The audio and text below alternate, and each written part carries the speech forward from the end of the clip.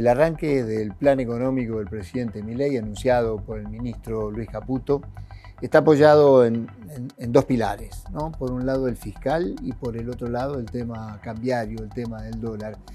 Implica ciertas certezas, pero también muchas dudas sobre la posible efectividad en el cortísimo plazo. El plan económico de Luis Caputo está en marcha, ¿no? Por un lado, bajar 5 puntos el gasto público, tender a aumentar los impuestos. Hay impuestos para las exportaciones, hay impuestos para las importaciones. No es un plan que esté relacionado con algún proyecto o algo de dolarización, como se habló en algún momento. Es un plan que se enmarca mucho más dentro de lo que es un plan antiinflacionario tradicional de los que se aplicaban allá por fines de la década del 70, principios de la década de los 80, que contempla en este caso sí dos señales importantes. La señal fiscal como recorte y como aumento de los ingresos del sector público como pata fundamental. Y por el otro lado, la devaluación con un dólar de 800 pesos en el oficial, que marca tal vez el comienzo de un dólar más de lo que se pensaba que el dólar de equilibrio. En algún momento el gobierno había hablado de 650 pesos, va a 800 pesos, que muestra de alguna forma la necesidad que tiene el gobierno de el ingreso de divisas rápido por parte de los exportadores. En el arranque se miraba seriamente dos cosas. Por un lado, ¿qué pasaba con el dólar blue, con el dólar paralelo? ¿A dónde iba el dólar blue, dólar paralelo? Arrancó en 1.150 pesos, ¿no? Con una brecha del orden del 40%, con los títulos públicos, que son también un indicador de la mayor o menor confianza de los inversores en lo que pueda pasar en la Argentina, subiendo, repuntando y mostrando que en una primera instancia hay confianza sobre que van a poder bajar y equilibrar las cuentas públicas para alcanzar el objetivo que en 2024 haya un equilibrio entre lo que el Estado recauda y lo que el Estado gasta.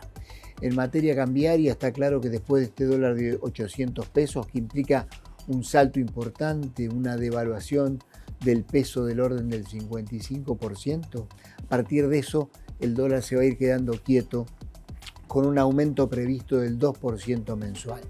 Un riesgo que la inflación se coma a ese dólar, pero también es cierto que el dólar de 800 pesos aumentando el 2% por mes va a actuar como un ancla para los precios.